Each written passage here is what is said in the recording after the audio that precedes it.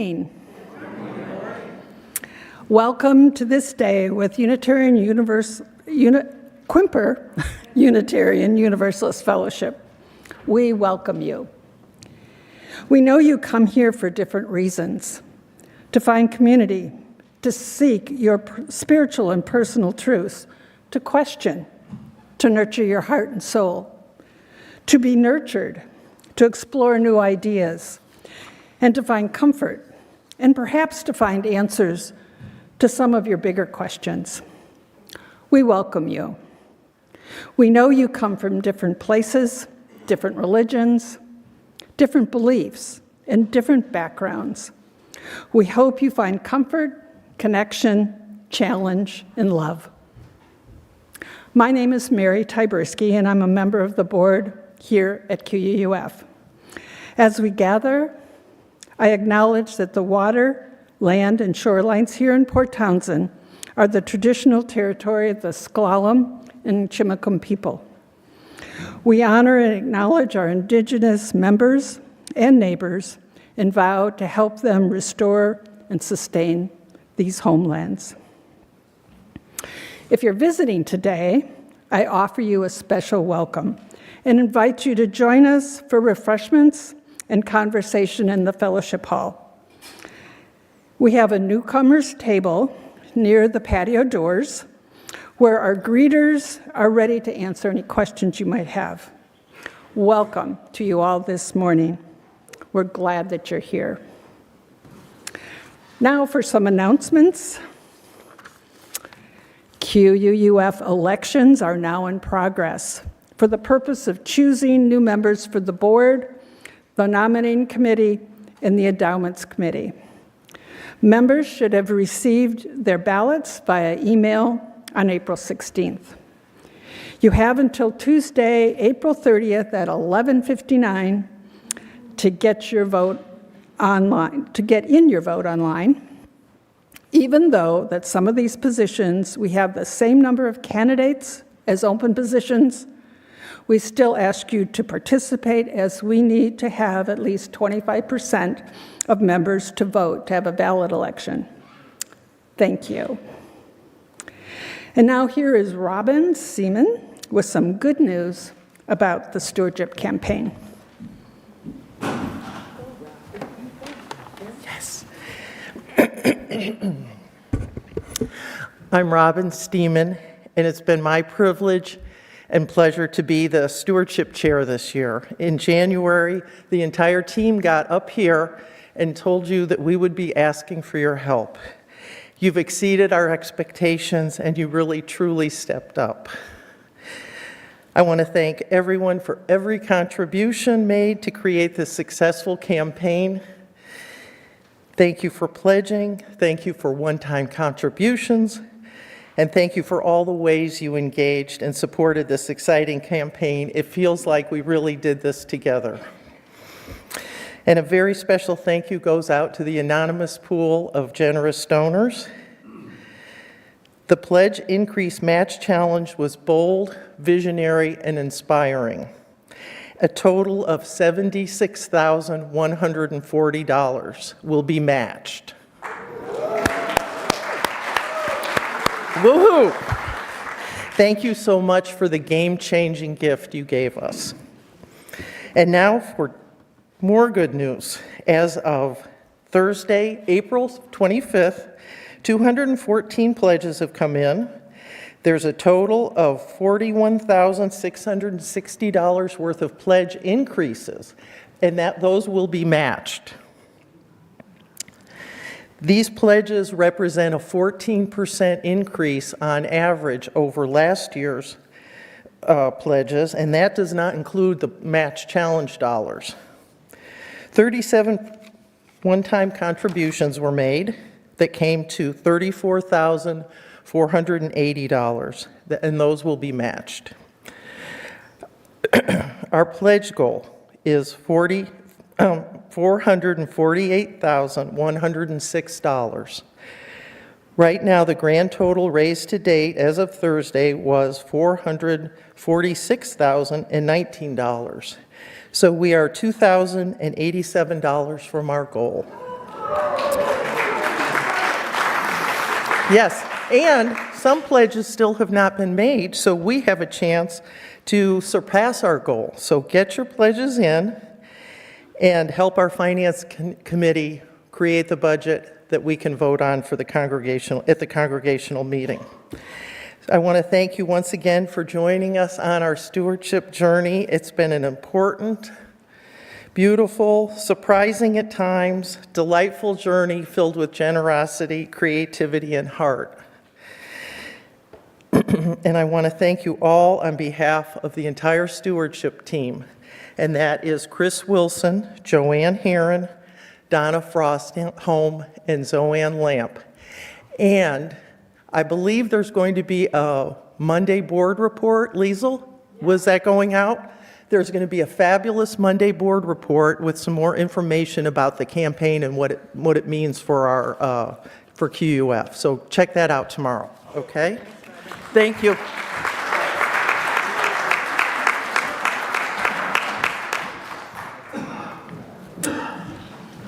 Let us settle our minds and calm our hearts.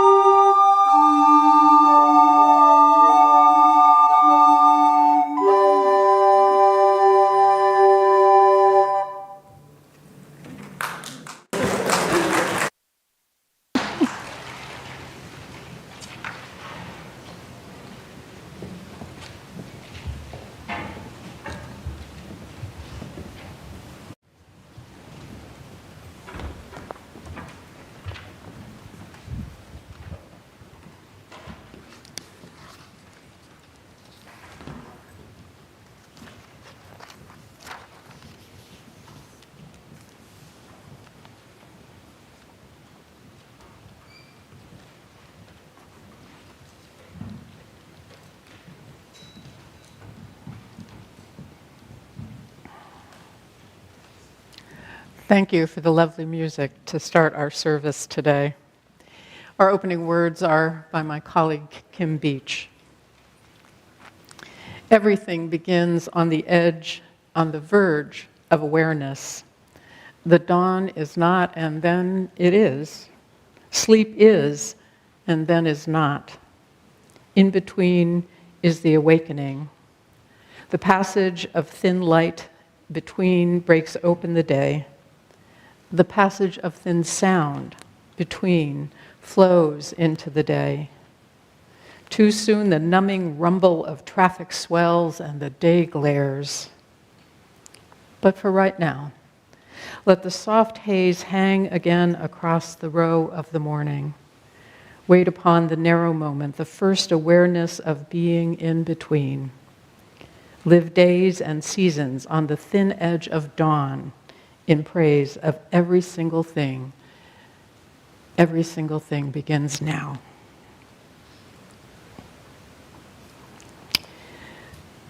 Will you join me in saying the words for our chalice lighting this morning?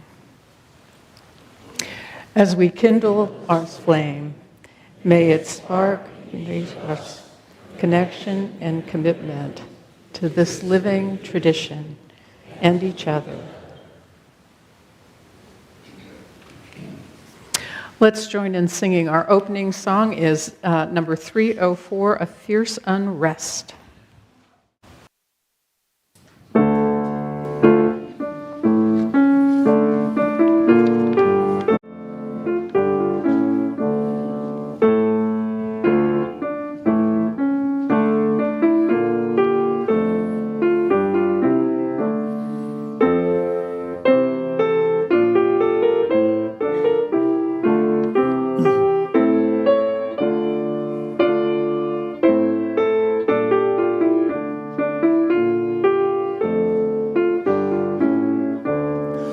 A fierce unrest seethes at the core of all existing things.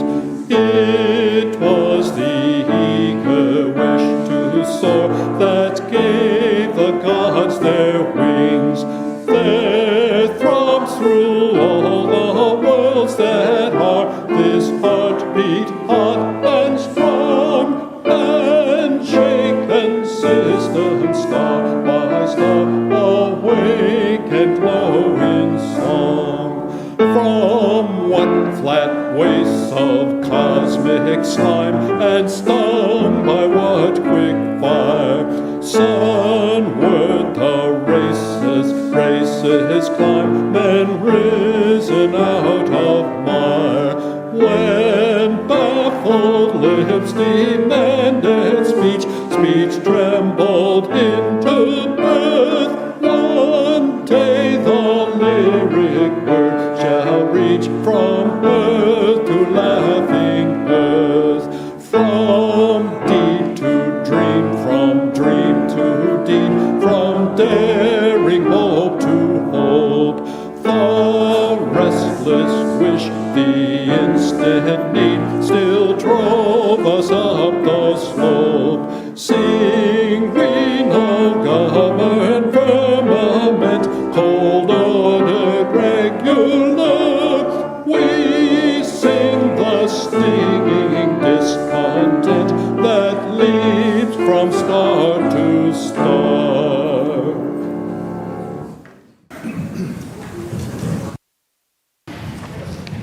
It's a rousing way to start, huh? I love that tune and I love those words. And I would like to invite the children to come forward for a time for all ages. The children to come forward, or people who are childlike, or... All right, well, we're just going to do this. I'm just going to do this for y'all then. I'm still going to sit down, because this is really fun. All right, how many of you have heard of Zeus V? Anybody? Oh, goody. Okay, so let me tell you the story about Zeus V. So, yeah, there it is. So one night, Latif Nasser, who is one of the hosts for Radiolab. Anybody familiar with Radiolab? Which is a podcast that explores interesting things. It's a really cool thing. Anyhow, he was putting his son to bed, his 2-year-old son, and they had this poster on the wall. It's a big poster with the whole, all of our universe in it. And he looked at it for the first time, and he noticed, do you see it? Zoosvi, right? There's a little thing next to Venus called Zoosvi. And he's like, what the heck is Zoosvi? And so he gets his son to bed, and he goes out and he starts Googling, and he can't find it anywhere. It's nowhere on the web. I mean, can you imagine something not actually being on the World Wide Web? He then looks at Venus. Venus doesn't have a moon, so it's not the moon of Venus. And so he's really working hard to figure out what the heck it might be and why it's listed and all of that. So he has a friend who works for NASA. Really cool thing. So he calls her and he says, what is this? And she was like, I have no idea what Zoosvi could be. Right? I have no idea. So she starts doing some research. She affirms there is no moon to Venus, she absolutely lost. So then he looks for the designer of the poster, and he finds him in Margate, England. Right? The guy made the poster, and he says, and it had been several years, and he says to the guy, so there's this little thing next to Venus called Zoosvi, and what the heck is it? And the guy says, I don't know, I got it off a list somewhere. So they're just like completely stumped. He's really eager to figure this out. Well, finally, Liz from NASA had an idea and looked a little bit more and figured it out. So it wasn't Zoosvi, the Z's were actually the number 2. 2002 VE. And what it is a quasi-moon. Did you all know that there were things called quasi-moons? Who knew these things? So it was 2002 VE for Venus. Sticking with quasi-moons for another second, we have one, we on Earth. But Zoosvi is different, right? Zoosvi is different because it doesn't just go around Venus. It also goes and dances around the sun. It is a dancing quasi-moon. Who knew such a wonderful thing existed in the universe? When I learned this, I was like, oh, this is so cool. I have to share this with everybody I know. And the thing that I forget when I think about, on those rare occasions when I think about the universe, right? Who has a daily practice of universe noticing, right? But when I notice it, the thing I forget is that it's really big. And there's a lot about space that we really don't know and are still trying to figure out. So here's my reminder that I have when I think about Zoosvi, which I have to admit is not all that often. But the thing that I try to remember, and the thing that I like to remember, is that the universe is all around us, but it's also inside of us. And everything is always dancing. Think about the atoms that there are in your body with the electrons spinning around them. So everything is in motion. And when you get right down to it, we're not actually particularly solid. There's a lot of air, space in between all of our molecules. So, man, we are interesting, amazing creatures, are we not? So that's a Zoosvi for you. Your delight for the day to discover there's a dancing moon that goes, quasi-moon, that goes around the sun and Venus. We're going to go ahead and sing. Pat, are you up there? Let's go ahead and sing. Go now in peace. Go now in peace, go now in peace, may the the spirit of love surround you everywhere, everywhere you may go.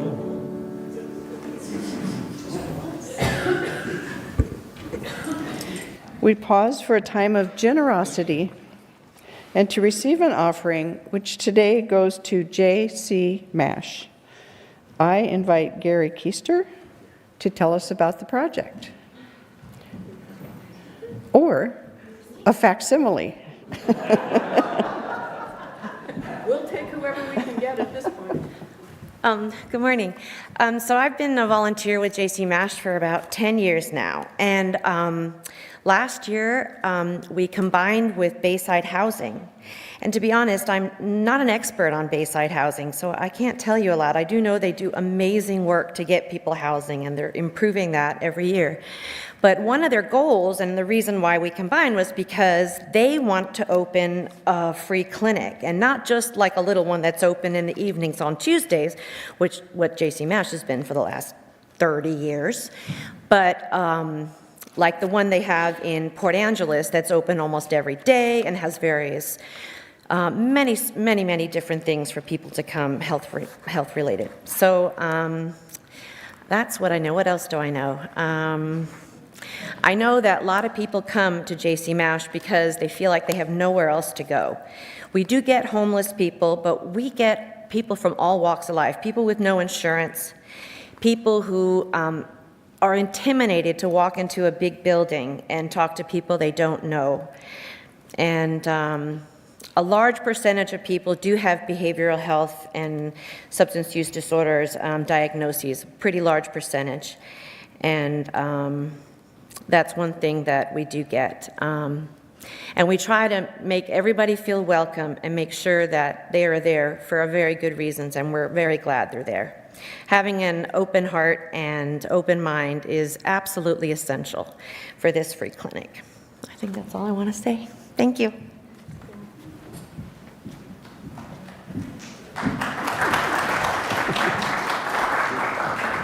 Thank you for pitch hitting. The ushers will now come among you to receive the offering, and additional ways for giving will be projected on the wall. Please join me in our offering words. This fellowship is the community of ourselves. Its energy and resources are our energy and resources. Its wealth is what we share. As we contribute to the life of this community, we affirm our lives within it.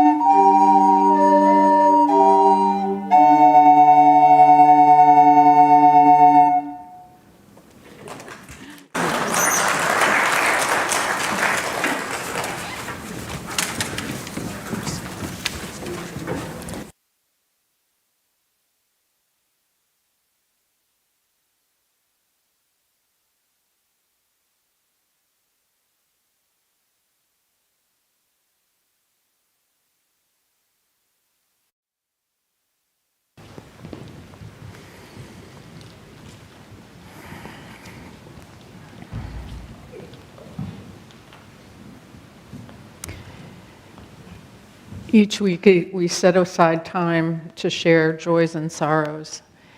Since we recognize that our personal joys and sorrows are only a fragment of the joys and sorrows of the larger community of life, we begin by placing our first stone. This week I invite you to think in particular of the college campuses where students are offering protests. I just saw a piece from a colleague of mine who is a survivor of the Kent State shootings, and her comments about seeing the National Guard on campuses right now is chilling. So may all who are involved in that be safe in what transpires, especially the students in their acts of resistance and conscience. Within the congregation, we have several candles to light. The first candle is for, and I'm going to butcher this last name, so Hamelanine Karen, big tall Karen. Yes, Karen has sold her house and successfully made the move to Finland. I know, isn't that crazy? She's gone there to live closer to her sons and grandson. If she perhaps has, no, she wouldn't. She doesn't do online. Send her our good wishes for success in the move.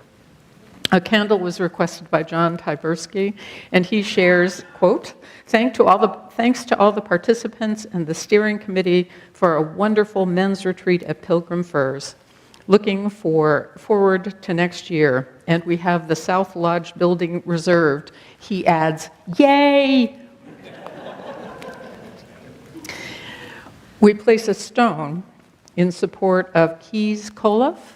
Did I get that right? Thank you very much. Who is recovering well after his second surgery for his fractured femur. After being on crutches for more than 4 months, he is looking forward to walking without them by the time of his birthday at the end of May.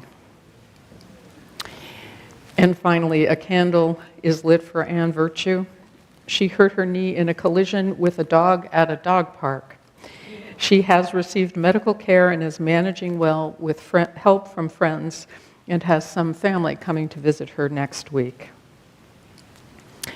And as we place a final stone, we hold in our hearts these joys and sorrows as I've just shared, and also think of the joys and sorrows that we hold quietly within us. Thank you. I invite you to settle in for a moment, for a time of brief reflection, contemplation, prayer, meditation, whatever is your custom. If it feels comfortable to you, you can roll your shoulders back, close your eyes, settle in, take a deep breath in and out. These words by George Odell.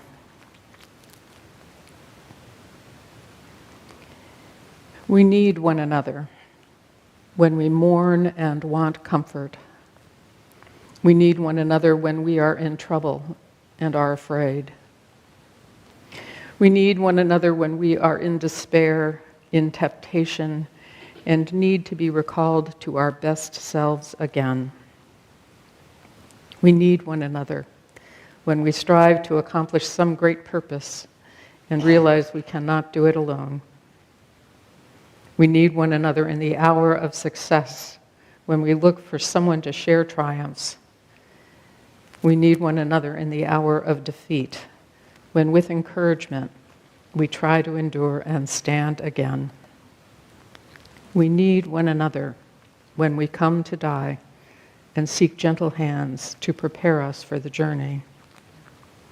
All our lives we are in need, and others are in need of us. Let us pause in stillness.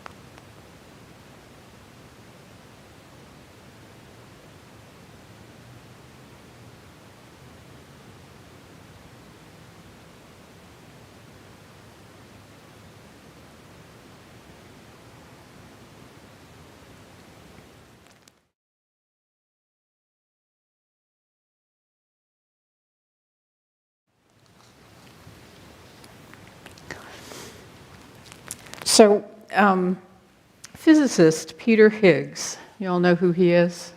Some folks do. He died on April 8th, just recently. If you're aware of the Higgs, I always get this wrong, boson, okay, particle. I actually looked it up this morning and practiced it and then forgot. Anyhow, he's the one who identified the Higgs part of that. A recent story on NPR had Frank Close, his biographer and friend, said this about him. In 1964, he had this insight that today we recognize means if you were to remove absolutely everything, all the matter in the universe, all the gravitational and electromagnetic fields in the universe, there would still be something left that we are immersed in. Some weird stuff that has become known as the Higgs field. And by analogy, just as a goldfish needs to have water in order to survive, so it turns out that we need to have this weird stuff in order for the universe as we know it to exist. Weird stuff. I love this. The interviewer asks, and this completed the standard model of physics, right? And Close says back, yes, in a sense. In fact, it even did more than that. It established why we have a standard model of physics. So when it was called the God particle, that's a name we all hate, he added. In a sense, it was because of that that order emerged out of chaos. Science is magic.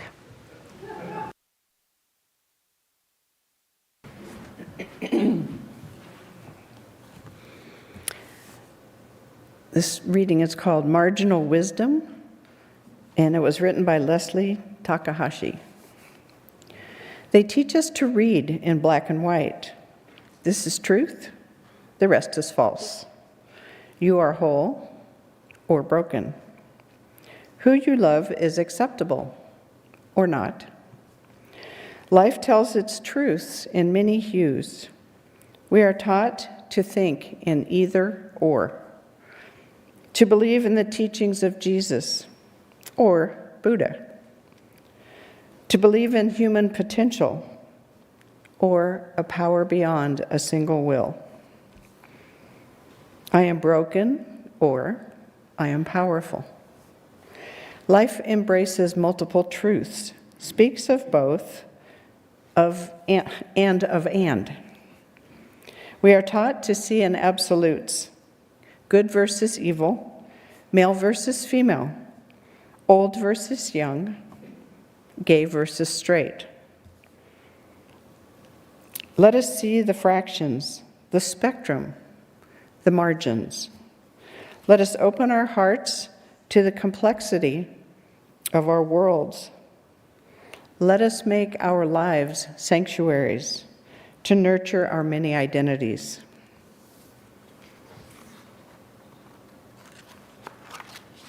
The day is coming when all will know that the rainbow world is more gorgeous than monochrome, that a river of identities can ebb and flow over the static, stubborn rocks in its course, that the margins hold center. Now we have special music, Largo.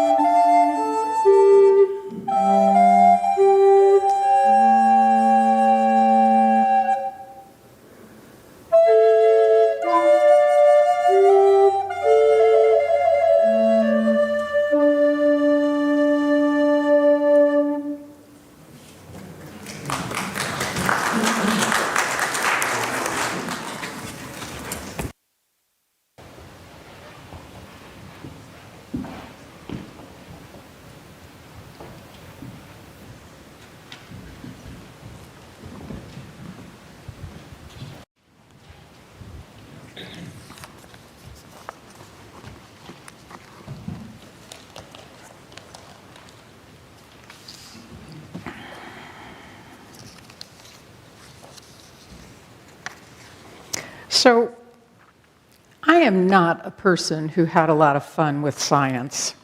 My school growing up didn't do science fairs, and I wasn't one of those kids who brought home spiders and chameleons to put into a jar in the house until they escaped and terrified everyone.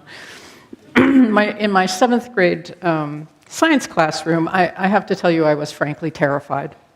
Mr. Kent, big man with bushy brown hair and a loud voice and a big beard, who played the guitar sometimes while we were working on our class assignments, was also incredibly enamored of reptiles.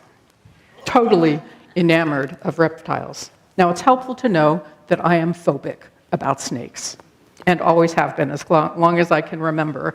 And so sitting in a room that was filled with aquariums, with snakes and various other kinds of reptiles was an exercise in facing my fears that never really succeeded in freeing me of those fears. Then there was that one day when over the intercom, midday, early or late morning I think it was, they told us that all of them had been released into the building. And they told us that we should be mindful of where we walked, and particularly in the bathrooms. So I was ready to fall mysteriously ill with some kind of ailment and walk myself home. But thankfully, during the lunch period, the first lunch period, Mr. Kent walked in, took the microphone, and announced that they had all been captured as one of them coiled around his arm.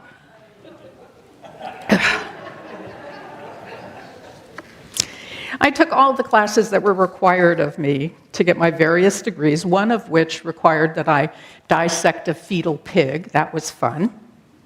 But it wasn't something I paid a lot of attention to. It was something I endured to achieve a different end.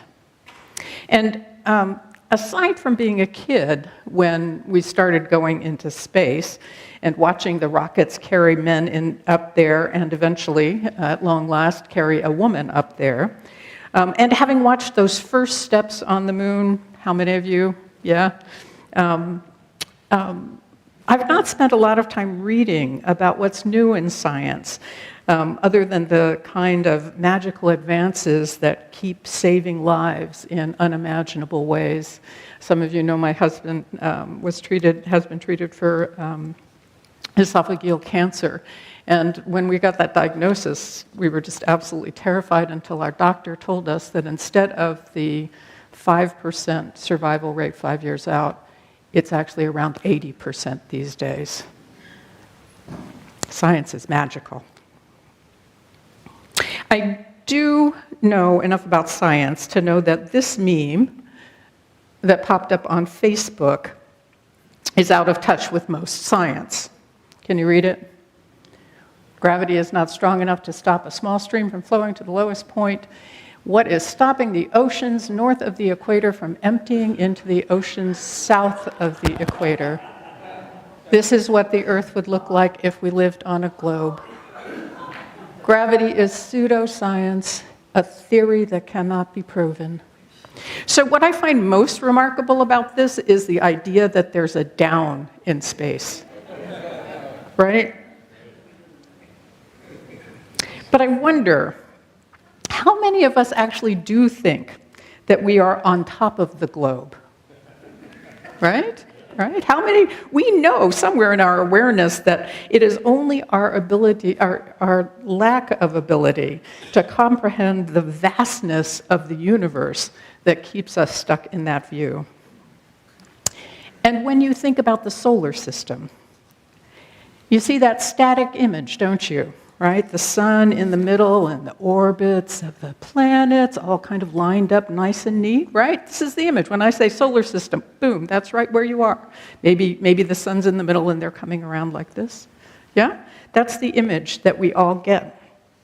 At least that's the image that I get.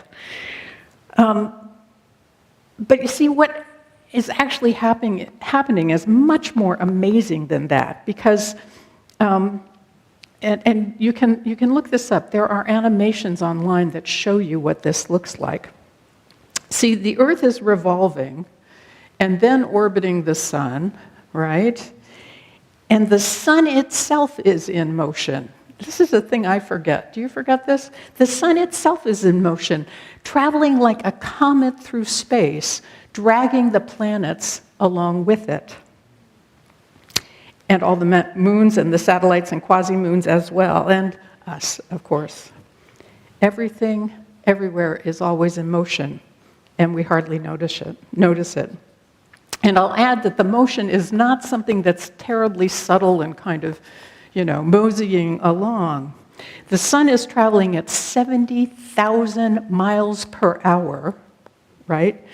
And circling around it, the Earth is moving at 67,000 miles per hour.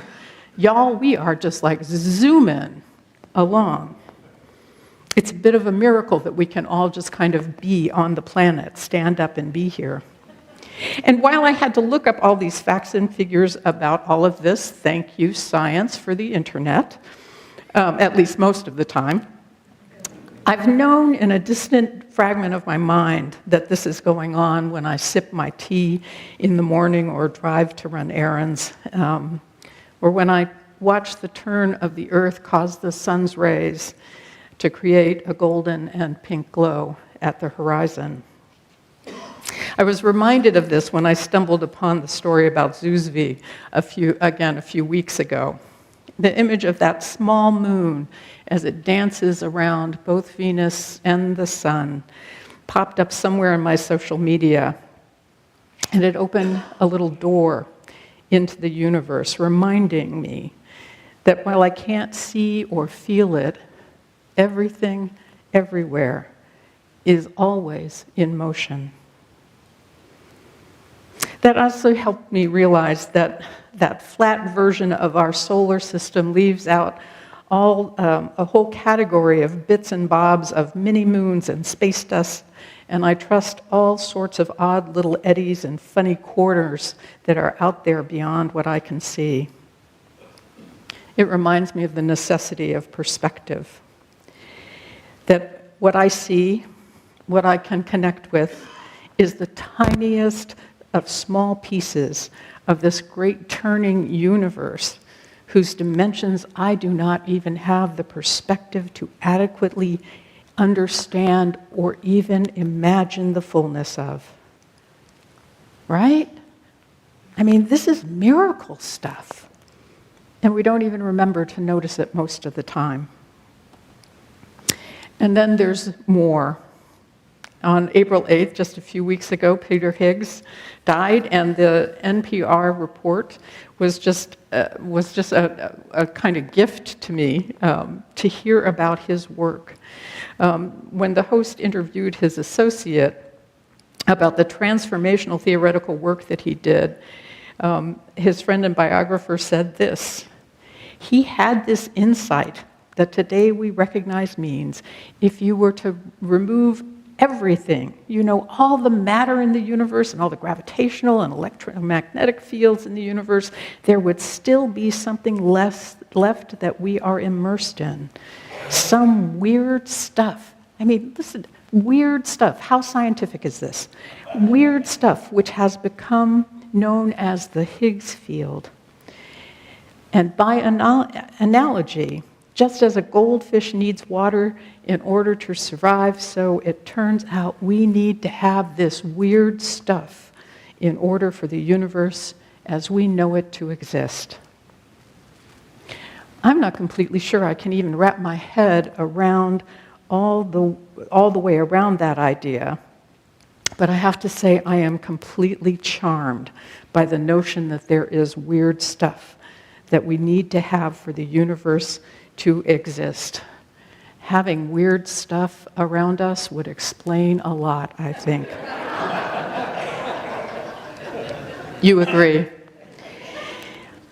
Dr. Chandra Prasad Weinstein, the author of The Disordered Cosmos, A Journey into Dark Matter, Space-Time, and Dreams Deferred, has a passion for particle physics, quantum physics, and the mechanics, which dig into the nature of reality in such a way that it makes my head hurt. Nonetheless, I bought and read her book during the pandemic after hearing her in conversation with an author I appreciate. The book is largely about her experience as, and this is her description, an agender woman of color in physics. She begins by, in order to get to that, you have to get through her description of the stuff that she really, really loves, which is the quarks and bosons and fermions. Let me offer you a flavor of what she says about it. The quantum spin, that is, the rotation of a particle, has significant consequences for the structure of matter. This is a result of the fact that bosons and fermions obey different rules, which tell us how the particles can be distributed into different energy levels. I can think of bosons as pep squad particles. They are happy to share the same quantum energy state together. Fermions, not so much. They're grubby, and they don't share well. It's the strangeness of particle physics that draws her. It's what makes my head hurt. But in the midst of it all, there's a measure of whimsy that appears. Quarks, you may not know this, who knows? Six types of quarks. Oh, some of us, woo, you guys are good. So the 6 types, because you need to know this, are up, down, charm, strange, top, and bottom. Did you get them all? Okay. You were close, though. Yeah, I thought so. She says as well that top and bottom can be called truth and beauty. I mean, really, can you do anything but love these things? Inasmuch as science has a reputation for being pretty much no-nonsense and grounded in facts, I've said sometimes if you can't measure and weigh it, it doesn't exist. You know those people. I'm cheered by these moments of whimsy. So remember ZUSV? Instead of being formally called what it was when it was first named, 2002 VE68, it's now actually just called ZUSV.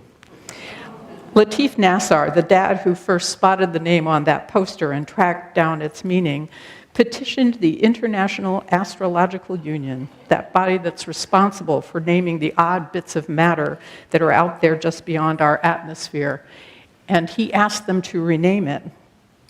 In February just past, they formally did that. I call it a victory to be marked for small joys, for lightness of spirit, and for playfulness in our journeys. And that's the thing about this preacher's journey into the realm of science and quantum physics. I get to now draw some conclusions on how this relates to our life. You knew this was coming.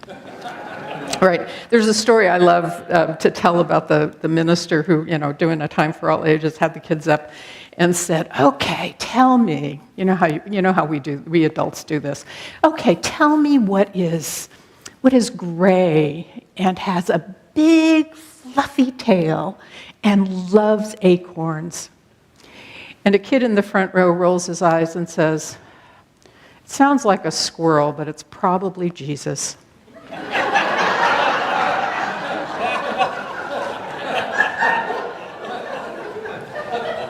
You know we do it as adults, right? So here we go.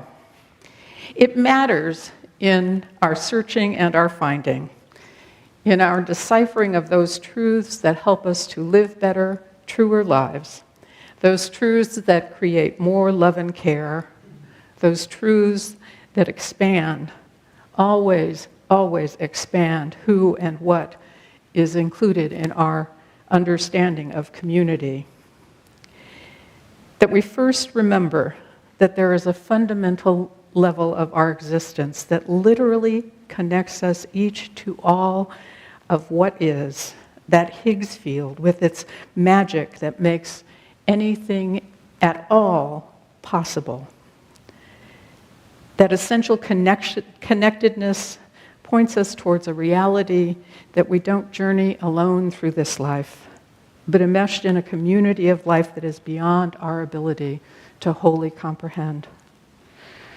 And to remember, I hope, the necessity of lightness and playfulness in our explorations, and to know that anything that we declare to be truth is always conditional, that our understanding can always grow deeper and wider. So, my friends, let us continue on with this journey. No doubt it will take us to places beyond our imagining. So may it be. Amen.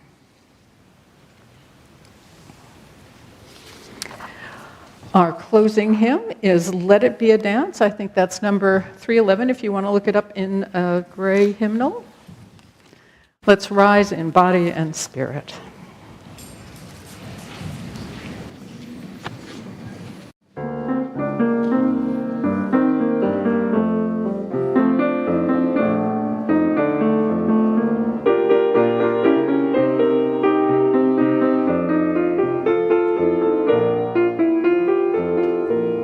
Let it be a dance we do.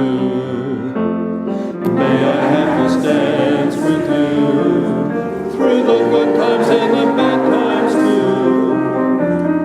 Let it be a dance. Let a dancing song be heard. Play the music, say the words, and fill the sky with singing birds. Let it be a dance, let it be a dance, let it be a dance.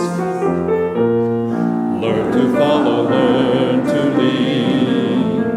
Feel the rhythm, feel the need. To reap the harvest, plant the seed. Let it be a dance. Let it be a dance we do. May I have this dance with you through the good times and the bad times too. Let it be a dance. Everybody turn and spin. Let your body learn to bend. And like a willow with the wind. Let it be a dance. Let it be a dance. Let it be a dance. A child is born, the old must die. A time for joy, a time to cry. Take it as it passes by. Let it be a dance. Let it be a dance we do. May I have this dance with you through the good times and the bad times too. Let it be a dance. Morning star comes out at night. Without the dark there is no light. If nothing's wrong, then nothing's right. Let it be a dance. Let it be a dance. Let it be a dance. Let the sunshine, let it rain. Share the laughter, bear the pain. And run we go again. Let it be a dance.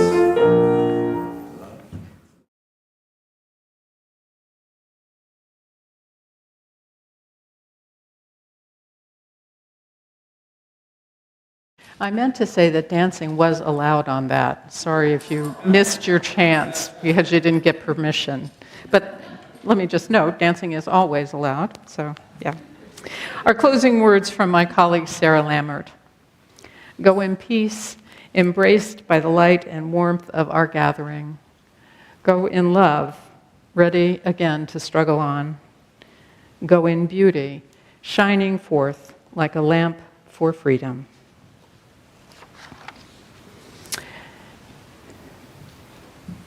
Please join me in the words for extinguishing our chalice. We extinguish our flame, but not the light of truth. the warmth of community, the fire of commitment, or the power of transformation.